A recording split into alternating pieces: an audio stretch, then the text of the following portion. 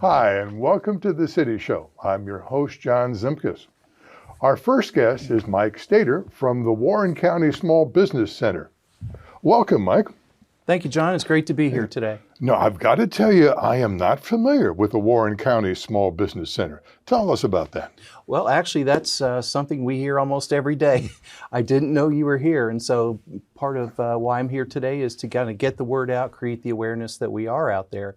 The Warren County Small Business Development Center has been around since 2012, a little over 10 years now, and we're located at the Warren County Career Center. We actually, of course, we take care of Lebanon, the county seat, but we take care of the entire county, from Springboro, Clear Creek, all the way down to Mason Deerfield, and from Waynesville to Franklin, so Middletown, Monroe, we're all over the place. So now, when you say you take care of them, what do you provide for the small businesses? Great question. What we do is we provide complimentary, so there's no charge, and confidential counseling and resources and connectivity. The reason that it's complimentary is because we're funded by a federal national grant from the Small Business Administration, which we have to apply for every year. We're funded by a State of Ohio grant from the Ohio Department of Development, which we have to apply for every year. And then we're also funded locally by a public-private partnership here in Warren County called the Small Business Development Alliance, SBDA. City of Lebanon is a member of the Small Business Development Alliance. The Lebanon Chamber is a member of the Small Business Development Alliance. So they all contribute to our operation, including Ohio, including the SBA, to keep us going on a daily basis to offer those complimentary no-charge services. The other part is we're confidential. So when our clients come in, we'll have them sign what's called a 641 form, an NDA, non-disclosure agreement. Mm-hmm. So the conversation that takes place between the counselor and the client stays between those parties. However, if the client says, Mike, I'd like you to go out and talk to a couple banks, kind of advocate, kind of work on my behalf to find a loan that really fits my situation, we will do that. And we'll note that in our session notes that the client has allowed us to kind of advocate on their behalf. But really the NDA, the confidential part of that, really allows the conversation to really open up. What kind of problems would they come and seek help with? Anything from, I have an idea in my head, how to get that idea on paper, how to get that idea on paper, get it funded. Once it's funded, how do I find a space? How do I find people? How do I find suppliers? And that whole process is putting the business plan together. And we really specialize in putting the business plan together for our clients. That may be a process that takes a couple weeks. It may take 2 or 3 months. And so we spend a lot of our time working on business plans. We also put classes together, whether they're accounting classes or HR classes, technology classes, legal classes, marketing classes, which we'll talk about in a few minutes. Mm-hmm. All those different opportunities to learn and work, what I call work on your business, are what we do, what we offer at no charge, again, to our clients. Now, what is the definition of a small business? Is there a certain limit where you're no longer considered small? That's a great question. The definition that we go by is the SBA, Small Business Administration definition, in that we really limit ourselves to 500 employees or less. You're thinking, oh my God, 500 employees is a small business? Well, that's what the federal government looks at it like. But really, where we are in Warren County, our sweet spot, our clients are anywhere from a solopreneur, one person, up to about 100, maybe 200 people. So that 1 to 200 really is where we spend most of our time. Now, if somebody has a business and they're a franchisee of a chain, could they still see you, or being part of a chain where they have a connection, does that eliminate them? About less than 10% of our clients are actually franchise owners, and sometimes the franchise limits what they want the franchisee to do. A lot of that is in the marketing is marketing the business, or it might be certain operations and processes that happen in that business. But yeah, we can still work with franchisees. We do. We have a good relationship with a company called FranNet, FRANNET. FranNet is a company that is a franchise broker. And so once they identify a prospect that looks like they could buy a franchise, they'll turn them over to us and, again, get that business plan started, fund the business, and off they go. But yeah, the franchisees, there's some things we can't, some areas we can't go, but for the most part, they're open game. Do the businesses which come for your help, are they existing or are they ones who want to get started?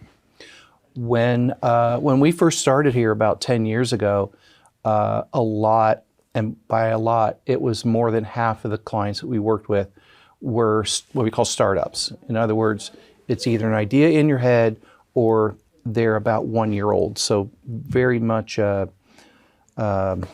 incubator type of a situation.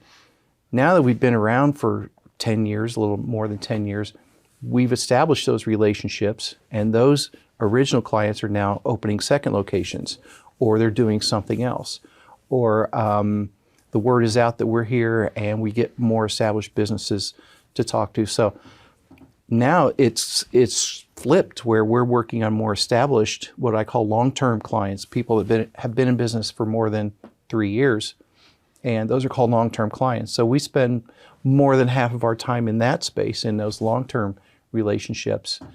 The benefit of that is those long-term clients typically produce fruit. Mm-hmm. In other words, they'll create jobs. They'll invest. They have a better chance to invest in their business as opposed to a startup business. So, has COVID affected a lot of the established businesses of asking for help? A little bit. Of course it has. Gosh, we could spend half an hour on that subject right there. But seriously, from 2020 until the fall of 2022, so a good 2 years, we were all focused, all hands on deck on recovery and sustainability. Not so much starting new businesses, but just keeping the businesses we have afloat, keeping the lights on, keeping the people employed. So a lot of time and a lot of money, a lot of energy was spent on just doing that. And so now here we are in 2023. We're back to standard operations. There's a few folks that are trying to deal with having to pay back their idle loans and having to deal with some regulations based on PPP and things like that. But for the most part, that's behind us. So I think what we're seeing now is what we are here to do, and that's to start, grow, and sustain businesses. Now, how big a staff do you have? I have myself. I'm the executive director. I'm full-time. I have a second full-time person. His name's Fred Polizzi. Fred is my startup specialist. Fred is full-time. And then I have a part-time person, Joe Schisler. And Joe is kind of the back office person. He does some consulting for us. And Joe is actually the original director of the center. So I still kind of lean on him for some consultation for myself, as a kind of a mentoring relationship for me. And so so it all fits together. We have two full-time and one part-time person. Now, do potential clients come visit you in person, or is it over the phone, or how do they normally get in contact with you? Well, back in the COVID days, it was all virtual. And so that really was how we kept this thing going. It was all virtual. And email, we did a lot of email, a lot of scanning and things like that. But now that we're back to normal, it's back to face-to-face. We still do some Zoom meetings, but it has become less and less of our time. And so we're back to really doing full-time in-person meetings. We'll still talk to some people that can't really get to see us. We're at the Career Center here in Lebanon. They can't take time or work it out to come see us in person, and that's fine. We understand that. Eventually, they do have to come meet with us in person, but it's not a requirement. It's just one of those things where we just kind of rely on technology, and we do what we have to do. Now, you've got an expo and trade show, is that correct? Expo and trade show? That's correct. Okay. Yes. That's coming up, next month, right? That's coming up May 4th. And so it has been 4 long years since we last put this event on. And I'm still kind of brushing some of the cobwebs out of my head from in 2019, the last time that we put this together. So it's all coming back to me. And so we have the space secured at St. Clair College in Mason. We have 17 exhibitors, what I call business solution providers, all locked in. And our ticket sales are now going strong. General admission tickets are for sale through Eventbrite and Constant Contact. So actually, as I was sitting in the parking lot getting ready to come in here, I just sent out about 2,500 email invitations to this event. So it'll be interesting to see the response when I go back out and look at it. But, and what's the admission? The admission is $15. That's before May 3rd. If you attend day of show, it's $20. Those costs go to cover my cost for food. We're going to put on a big continental breakfast, and we do some printing for the event, event programs and things like that.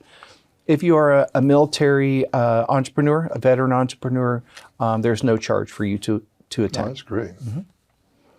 So this event is something that I've been wanting to do for several years. The subject matter anyway is all about marketing, and I've come up with the term marketing palooza is kind of the cute theme that we're going to attach to this event this year. And so we have 6 classes. We have 3 classes between 9 and 10:15, and we have 3 classes between 10:45 and 12. And so what I'm encouraging folks to do is bring more than one person, if you can, to go to multiple classes, because there's a lot of content that's going to be shared. There's a lot of subject matter experience that's going to be shared. And so the more people that show up to take all that in, the better. And for $15, that's a pretty good spend. So for that 9 o'clock track, we're going to have 3 classes. The first one is called Business Marketing Automation. And that is, if anyone is from the sales and marketing world, we're going to talk about something called CRM, Customer Relationship Management Systems, and how you can use that in your business. The second 9 o'clock class is put on by Legend WebWorks, and Legend WebWorks is going to talk about website development and management. And it's at least once a week we get clients coming in that want to start their website. How do I do that? Who do I talk to? How much do I spend? And so we're going to address all those questions. Website development and management put on by Legend WebWorks. And then the third class in that 9 o'clock track is called Personal and Brand Reputation Management. Whether you're a business and you're concerned about what people are saying about your company, or what people are saying about your employees, or what your customers are saying about your products and services, this is a good way to kind of investigate all that and understand how to deal with that. That's put on by the D. Malanta Design Group, and that's actually a Lebanon-based marketing company just right up here on North Broadway. Now, I was just thought of a question. Say you've got this business and you've got a fantastic name. Do you trademark it? And would that class tell you how to do that, or if you should do that? I would say that would be, any of these subject matter experts would offer advice on that. But if it's a name where you think that somebody else might take it, might want to use it, I would trademark it. It's like $35 through the Secretary of State. Very affordable and very easy to do online. You can get it done within 24 hours. And for all you lawyers out there, I hate to rain on your parade, but they really don't need a lawyer to do that. So yeah, I would suggest probably covering your bases on that. And then from 10:45 to 12 noon, we're going to have 3 more classes. The first one is called Using Social Media to Grow Your Business. We all do that. I think we're all over the place on how and what we're saying and how to engage customers. But this company called Thrive, THRYV, is going to help us and show us how to use social media to grow your business. The Thrive folks, I actually am bringing them in from Las Vegas and Dallas. So they're coming in on their own dime to share this information with our clients. So, and then the next class, SEO, Search Engine Optimization, for maximum web exposure. In other words, when you go to, let's say Google or whatever search engine you're using, and you look for a certain company or a certain subject, as a business, you want to be as close to the top of that search page as possible, right? The experts tell us that page 2 and page 3 are where businesses go to die. And so we want to get you on page 1 as best as possible. So that's what you're going to learn. That's going to be put on by LDR Design Agency, which is a Mason marketing firm. And then finally, how to budget an effective marketing strategy.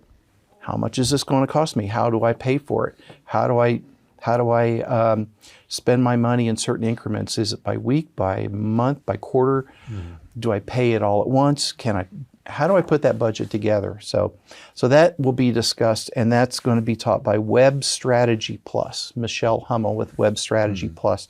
She's a Cincinnati subject matter expert in marketing. So now, after a break, you're going to have a keynote speaker. We are. We're fortunate to have the president and CEO of the Warren County Convention Visitors Bureau, Mr. Phil Smith. And Phil Smith is very well known in the state of Ohio because Warren County is Ohio's largest playground. So he's responsible for a lot of that promotion and a lot of those activities. And so he's going to share with us, how does he market Warren County throughout the state, throughout the Midwest, and throughout the country. And so he's on a bigger scale, kind of give us maybe some ideas on how he, promotes Warren County. And so looking forward to hearing from him.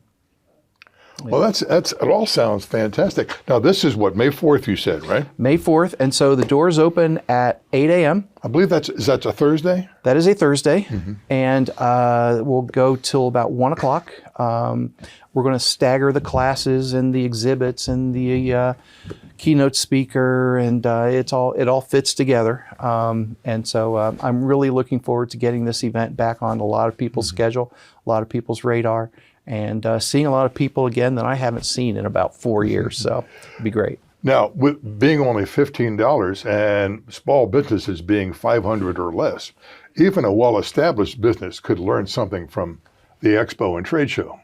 I would think, even if you just come for one class, I think it would be worth your time. And $15 just to hear one of these subject matter experts, maybe meet a couple of exhibitors that are going to be at the event. So sure, it'd be worth it. Well, that sounds great. Mike, is there anything else we need to tell the viewers about the Warren County Small Business Development Center? Well, we've been very busy in the 45036 area, Lebanon and Turtle Creek, and so I just wanted to kind of run a couple statistics by you. I'm kind of a numbers nerd, so I just kind of wanted to bring those in and share with you. Well, first of all, this past year, 2022, for Lebanon and Turtle Creek, we served 76 clients in this zip code area, 76. The year before, we served 72. So business is certainly picking up around this area. In terms of what's called economic impact, in other words, what someone would invest to start their business, or they get a bank loan, or they get a grant, any money that goes into running that business, we capture, and it's called economic impact. And so last year we were able to capture $3.3 million in 45036. Those are entrepreneurs investing in their businesses, starting it, growing it, sustaining it. We went in 2021, $603,000 to $3.3 million in 1 year. in Lebanon and Turtle Creek. So we're very happy with what is happening in this area. We see a lot of development going on. That's great. Right? And so we've had a lot to do with that. We have a great relationship with the City of Lebanon Department of Economic Development and the City Council and the administration. So they tend to feed us more and more leads, and so we turn those leads into businesses. So anyway, so I just wanted to share those with you. And then we have a 97.8% satisfaction rate by our clients. So that's almost 100%. That's pretty darn good. Yeah. So yeah, that's Now, all I have. you went from 70-some one year to 70-some the next year, and those are totally new clients, right? Yes. Okay. Yeah. That's fantastic. Yeah, there's a lot of growth. I mean, when you think of Warren County, you think of Mason and Deerfield, a lot of people down there, a lot of money down there. But certainly in 45036, what has been happening around here has been obvious, and people are you're going to see housing developments, and then all of a sudden you're going to see businesses, and you're going to see a lot of activity around here. So it's going to, and a lot of the roads get congested. We're working on that, but yeah, there's going to be a lot happening here in the next couple of years based on what's happened through the SBDC in the last year. Okay. Yeah, we're excited. Well, thank you very much, Thanks, Mike, John. and I hope people take advantage of the expo and trade show coming up. And we'll be right back with our second guest in a moment.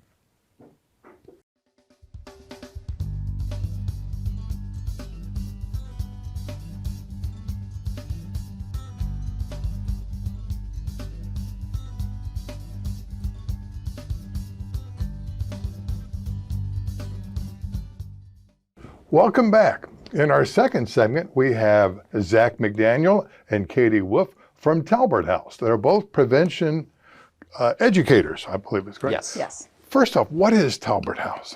Yeah, so Talbert House, I mean, we do a lot of different things. We're most known for outpatient services, right? So mental health, ongoing clinical sort of treatments for a variety of mental health concerns, substance use sort of stuff. But we do a lot more than that. We're specifically here discussing kind of the prevention side of things, because ideally we'd like to reach people in the community before they ever need, any sort of treatment. Mm-hmm. Now, what kind of treatment would you offer? Yeah, so Talbert House, I mean, again, it's most known for outpatient sort of stuff.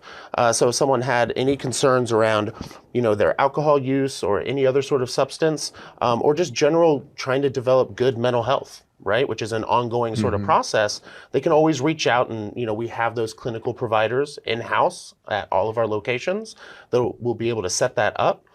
We do work a lot with, the justice system as well. But like I said, I always like to really focus on the fact that people can still give us a call, show up, and get that scheduled. For prevention specifically, again, I always like to say that, look, if you think you don't need us, if you think you don't need our services, then we're in the right place. Because our whole goal is to reach you when you don't have a real need, right?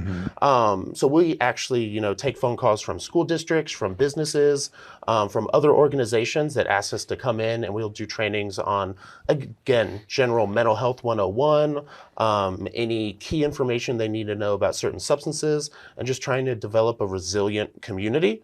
That way, again, they don't need those more severe sort of treatments later down the road. Now, does the justice system refer people to you? Yeah. Yes. Yeah. Okay. Is it part of their recovery or probation or whatever it might be? Yeah, it can be done in a variety of different ways. From my understanding, and I'm not in that world, right? But I think, those individuals are still given choices, right? And there's a number of providers out there. Talbert House is just one of them. But yeah, many of them often choose to come to Talbert House as one of those providers. But there's other ones there listed. A lot of times in the community, I tell people you can always go to the Mental Health and Recovery Board here in Warren and Clinton County, their website, and you'll be able to see Talbert House and all the other providers in the community. But it is just that, ongoing rehabilitation process. And sometimes it's, after someone's been incarcerated, sometimes it's beforehand, sometimes it's probation. But then again, sometimes we're working with individuals who, are just out and about and living life, and they want to make sure, they are resilient and healthy and don't end up in that position in the first place. Now, we were talking before we went on the air about there are two local locations here in outside in Lebanon, and Columbus Avenue and Cook Road, right? Yeah. Now, does a person just walk in either one of them if they have a issue or a question? Well, the office on Columbus Avenue is prevention services, so that's where our team is mostly located. If you were looking for treatment or outpatient services, you could walk into the Cook Road office. Usually they prefer you call ahead, but if you do walk in, they can either get you set up with an appointment or in some cases take that walk in and do the mental health assessment right away. So the Cook Road location would be the one. So it's mental health, but it's also dependency on drugs or alcohol. Yes. Right? And sometimes it's a combination of both, right? Most of the time there's a real combination of both going on, right? It's talking about, a lot of times when we're talking about substance use, there's an underlying sort of mental health sort of thing going on there. A lot of times we'll say things like, where does mental health begin and substance use treatment begin? Because they tend to overlap in kind of a Venn diagram. So, yeah. Now, the people who seek help, are they all walks of life and all ages? Oh, absolutely. Yeah. And I think for us in prevention, that's really, really important, right? Just off the top of my head, I think we have stigmas, right, that are still out there and still exist. But, a lot of work I do is around low risk alcohol use and drinking responsibly. And we actually see that most prevalent in middle income families here in Ohio, right?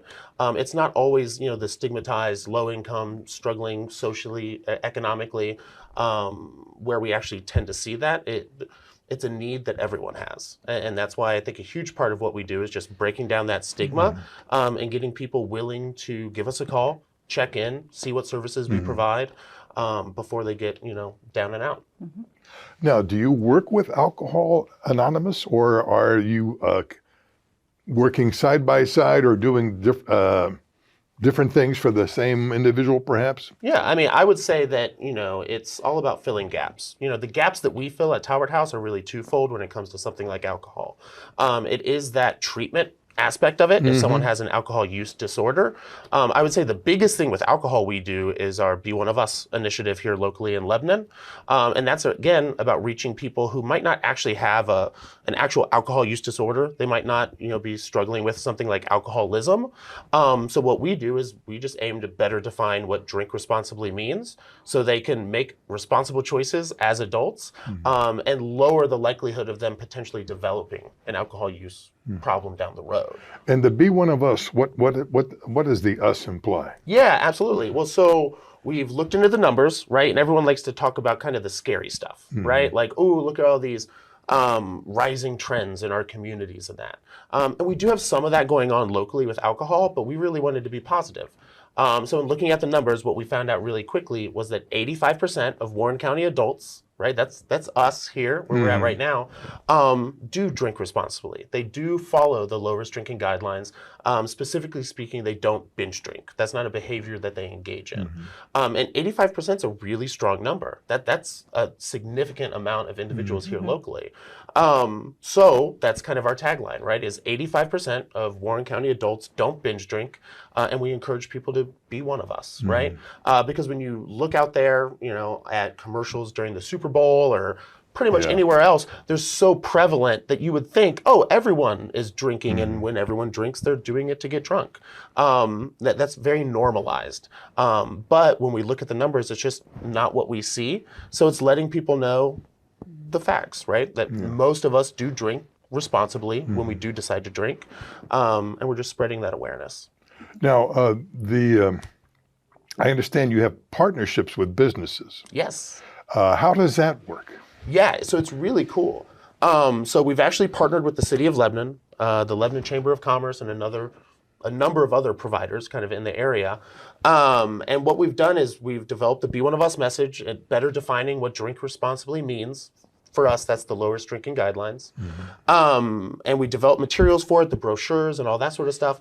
And what we do is we go out to local businesses and we say, hey, if you're willing to help spread awareness for our initiative, the Be One of Us, initiative, and better define what drink responsibly means, we'll turn around and we'll help promote you. So I think perfect examples are, something like Anna's Popcorn. right? Super popular, and it's amazing here in town. She's a Be One of Us partnered location, one of 20 right now. And what we do is she has some of our Be One of Us brochures there in her establishment. And then what we do is we get her plugged on our website, and we promote her every chance we get, like right now, during this interview. But yeah, we have 20 other locations, Villaggio's, My Ploys, the local railroad is partnered. We always encourage everyone to go check out the website because that list is growing, and it's growing fast. So it's just finding that, where the incentives align, and we appreciate all of our partnered establishments. We wouldn't be able to do this without them. So yeah. Now, Talbert House, is it a private organization or is it government funded, or what is its basis, its start? You want to take this one? It's a nonprofit, so it is primarily funded by grants and donors and stuff like that. Talbert House Prevention Services is funded entirely by the Mental Health and Recovery Board. So that's where we get our funding to do the things that we do out in the community. And that could be anything from school-based education to participating in community events. Yeah, and we really appreciate the community, right? I mean, Warren County is amazing. The local mental health levy that comes up every 5-10 years always passes with a tremendous amount of support, right? So I think we see here in this community that we're all recognize just how important that is. And I think it's great to call them out and let them know, like, hey, it's services like this, when you see them in the community, that those funds are being used for, right? Which is why everything that we do in prevention, any trainings, any initiatives like Be One of Us or anything else, it's always 100% free, right? Because it ultimately comes from that local levy. Oh, that's great. Yeah. That's great. I did a little homework last night, and I looked up who Talbert was. A gentleman from UC, I believe. The full backstory I don't want to overly get into because I'm probably not the historian for it. But I do know, I think it was the early 60s that Talbert House got started in Cincinnati. It's definitely probably one of the things that Talbert House is most known for, right? Is, it got started in Cincinnati and was providing housing services, right? Hence Talbert House. And Talbert House does still do some of that over in Hamilton County. But again, since we're funded with local levy dollars, all of our work, we're really focused here in Warren County, right? Yeah. So as much as we see Talbert House spreading throughout pretty much all of Southwest Ohio at this point, a lot of its services are still very regionalized, right? Because what individuals might want here in Warren County could be very, very different for individuals in Hamilton County. As someone who grew up here, we're only a stone throw away, it feels like, from downtown Cincinnati, right? I can go there and do events, but they're still very different communities. Yeah. So is it, beginning in Cincinnati, is it basically the tri-state area? Is that what it is, or has it gone beyond that? It's still definitely regionalized to this area. No, it's definitely not a national organization by any means at this point, but it is spreading out in this immediate vicinity, right? We're in a number of counties. I believe we're in Warren, Clinton, Hamilton, Butler counties, Clermont County, I think. And again, different services for each region, just based off of how they're funded. Again, a perfect example would be prevention services. This Be One of Us initiative was crafted specifically for Lebanon and for Warren County. So if you go down to Cincinnati, right, where Talbert House is still present, you're not going to see that Be One of Us messaging because we've designed it specifically for our residents here, which I think is really important. It's no different than encouraging people to eat and shop local. Right. Do you know what I mean? Yeah. While I was doing my homework, I came to this one slogan was creating a better community or a greater community, one life at a time. Yes. That's fantastic. I really like that. Yeah, because it really gives you the chance to look at it that, it's about helping communities as a whole, but to really accomplish that, you got to still worry about the individual, and it's keeping, both of those things in mind. Zach, Katie, is there anything else we should let the viewers know about Talbert House? Well, we actually have an upcoming event and some things if you want to plug that, Katie. Sure. Yeah, sure. So on May 9th, we are partnering with the Substance Abuse Prevention Coalition of Warren County and the Warren County Veteran Suicide Prevention Coalition to do like a town hall event. So we're going to be provided with food, childcare, therapy dogs, but also we're going to have a panel of experts to talk about topics like suicide, substance use, and how that relates to the veteran community. It's also Fentanyl Awareness Day, so we're going to be raising awareness about fentanyl in the communities. We're going to be offering Narcan. And, I And think where will this be? it'll be at the Countryside YMCA in their event center from Okay, 6 great. to 7:30. Okay. Yep. And that's Saturday? It's a Tuesday Tuesday, evening. Yes, May okay. 9th. Yep. Oh, that's great. That's great. Outside of that, I mean, right now, I mean, if we're in Lebanon on the Lebanon show, I'd be foolish again to not plug the Be One of Us initiative. So if anyone ever is walking downtown and you see any of the stickers on the windows that say that they are a partnered Be One of Us establishment, go to the website, check that out. Any support is amazing. Like I said, after our first 6 months last year, when we really launched it, we had 20 locations. We're hoping to get up to about 35 this year. And with it being 2023, we're anticipating a large number of kind of online efforts. So if any of you are on your phones, on Facebook or anything else and you see us, don't be surprised. That messaging is just going to keep rolling out year over year. Well, thank you so much, Zach and Katie. It's a great program, and I wish you and the community a lot of success with that. Awesome. Thank you so much. We'll be right back in a moment.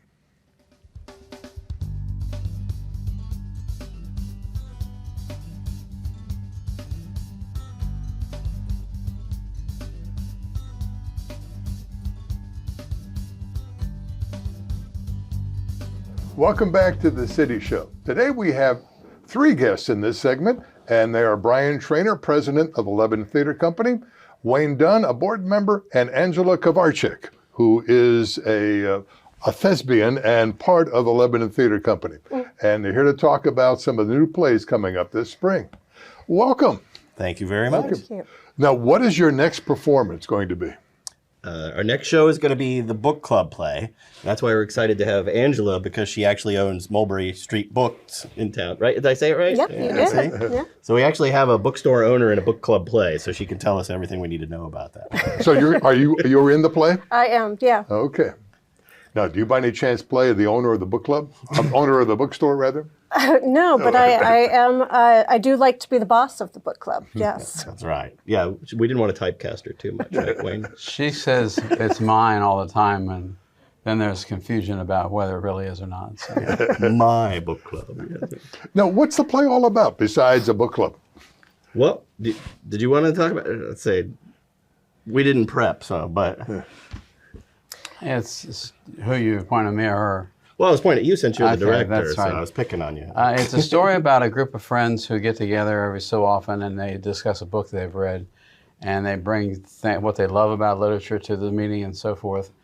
But it's not what you call a homogeneous, idyllic combination of people. They're from all over the place, including Anna, who Angela's playing. Her husband is only there because it happens in his house and they have good food. That's about as involved as he is in the books. But there's various interesting things that happen because this book club is being filmed by the, what do you call that? It's being filmed for a documentary by Lars Knudsen. Documentarian Lars Knudsen about the novelty of book clubs. So is it a comedy or is it a dramedy, or if you want to use that word or not? Yeah. It's kind of a comedy, yeah. I play Anna, and Anna is very meticulous about all the aspects in her own life, and she likes to curate her environment, including her book club. And it doesn't always go to plan. Now, are the players simply the book club members, or are there people outside of the book club in the play also? Yeah, I think that's the main theme is most of the players, it starts out with the regular people in the book club, and then partway through you get a disruptor that gets invited without protocol, and that kind of sends the whole thing into chaos. She doesn't like doing anything without protocols. Yeah. You broke the rules. It's my book club. What's the history of the play? Where did the play come from? Or Karen Zacharias is a playwright and has been working in this area. The original director of her show, the book club play, was now the artistic director of Playhouse in the Park. Oh. And that's where it came from, and where I first saw it and pitched the show because I thought it was hilarious and meaningful at the same time. Wait, Brett Robinson directed this before? Yep. I got to interview He did him. it first, yes. I got to do your job with that. No, I work for an architecture firm downtown. We actually were the design company that did Playhouse in the Park, the new building for them. So, and we did the LCNB building here in town, the big corporate office. Fantastic! Yes. So our Lebanon connection. Now, speaking of Playhouse in the Park, there's another relationship with Playhouse in the Park coming up later this month. And what's that now? That's Nate the Great, the musical, right? The Playhouse in the Park has the Off the Hill productions, and they're all kid-appropriate shows. I went to the last one, Stellaluna. I was laughing as much as the 4 and 5-year-olds. Yeah, it was adorable. It's really short. They're very professional. It's, what is it, April? It's the 29th, Saturday the 29th at 2. Through the language, there's a suggested donation of $5, but basically, for $5 you can bring your kids and see a show, and it's age appropriate for everyone. Oh, great. So now that's $5. Now, how much is the book club? Tickets are $22 for a single ticket or $20 for a season ticket. And there's $20 a ticket if you buy the season. Okay. Now, we were talking before we went on the air about, is it still possible to get a season ticket? Because you have at least 2 more plays coming up. 3 more, actually. 3? Yeah. Counting this one, yeah. That's what we were talking about. You could, if you wanted to, buy tickets for the rest of the season, but you'd have to go in and see our own Jay Mills in person, because that's not something we can do online at this point. Once we might be able to figure it out, but at this point, it's easier to just see Jay. Plus, he likes the company. Well, we're going to keep Jay busy anyway because of circumstances beyond our control. We weren't able to get into production for this show until now. So we pushed back for 2 weeks the opening of the show. The dates he gave you are correct, but there are 2 weeks difference between the original published dates and that. So, and right now the website is not exactly up to date and correct. We got to get that done today or tomorrow. Now, keeping Jay working again, the rest of the season, are there any musicals involved in that? Yes, 2, as a matter of fact. Our next show, well, the book club play is not a musical, just full disclosure. But then the one after that, we're doing Souvenir. Do you want to talk about Souvenir at all? Florence Foster Jenkins was an infamous person in New York City society, and she had a lot of money and so forth, but she thought she could sing really well and kept throwing concerts. People went usually to smirk at her or laugh at her because her singing was not very good. And there's a famous concert she did at Carnegie Hall that quite touching. So we were doing a story about her life and her performance and her mark on New York City society. No, they made a movie of that, didn't they? Meryl Streep? Yep. Yeah. Oh, yeah, that was great. It's a great story. Yes, it is. And then you can see it live. That was going to be the last weekend in August and the first in September. And then our season, we're going to close out last week in October with The Bridges of Madison County, which was also a movie. Yes. And a book. And a book. And a that's book. right. And also Meryl Streep. That's right. Yeah, We got a that's true. theme. Wow, we got a theme. Only Meryl Streep musicals. Right? Yeah, I don't know, Mamma Mia next or something. Was she in that? Now, the theater company, I'm looking at your website, which I did, began in 1996, in which, full disclosure, I was in that play, Camelot. Fantastic. I was King Pellinor. And Wayne, you had a sword fight or something in there, didn't you? Or you didn't have a major part. No, I had a minor role. But you were in some sort of battle scene. Yeah. And I was walking around with the Russian wolfhound. That's right. He was busy starting the theater, so he couldn't take big roles back then. Right? But you and I worked the theater one other way, too. You were Teddy Roosevelt in Arsenic and Old Lace. That is my favorite. That was my favorite, yes. Well, we were brothers, right? That's right. Yeah, we were brothers. Yeah. The nepotism interview. That was another show that had an interrupter as far as schedule was concerned. If you remember, we lost our lead male 2 weeks before the show went on. And you took it over and did a great job. Yeah. Fantastic. Well, is there anything else we need to tell the folks about the upcoming season or what the theater company's up to? Sure. We do a summer camp for kids every year. And I had to write the dates down because calendars are my enemy. But it's called Camp Spotlight on Kids, and it starts June 19th through the 23rd. I think people can get registered now. So if you've got kids and you need to keep them busy for a week, this is a great camp. It's run by, I know Kate Eddington is in charge of it with her sister. They do a great job. And Paula is a part of that. Yeah, Paula Whitaker, she's a board member as well. Paula and Kate are both on the board, and they're both associated with the camp, and they have a great time. And Carol, yes, I'm sorry. And Carol will get mad if I don't mention her name. Thank you, Jay. Discreetly off screen. That's what. He keeps us organized. So. Now that camp's been around for 20 years, hasn't it, or more? Yeah, we've That's had great. younger brothers and sisters, coming through the fold, and it's been quite fun to see it happen. Now, at the end of the camp, is there a performance? Yes, they do. And write a script and put it on a Friday. The Friday of the camp, like at noon, so people get off at lunch hour. One show only, kind of a nice thing for the parents. Now, is there an age limit for the camp? Yeah, I think it starts at 6. It's from 6 to 12. Thank you, Jay. We should put another chair behind the I know. It just pops up and answers over here. questions and goes. He doesn't like to be on camera, so he hides in the corner. And then when you forget something, he's yelling at you, and you're going, "What? Well, that's great. You got some fantastic things coming along. I'm so glad to hear about it. Once again, anything else we need to talk about? No, you can sign Evan up for Well, yes. I a could. theater camp. My grandson, yeah. He's quite a creative person. He is. That'd be a good time. Well, thank you all, Angie, Angela, Mike, and Wayne for being here. I'm Brian, but close. Okay. It was well, close. Mike was Brian. But you got Angela. That's That's all fine. good. Thank you, and best of break a leg this season. Okay. Thank you very much. Okay. Well, thanks so much for watching the City Show, and I'll see you around town.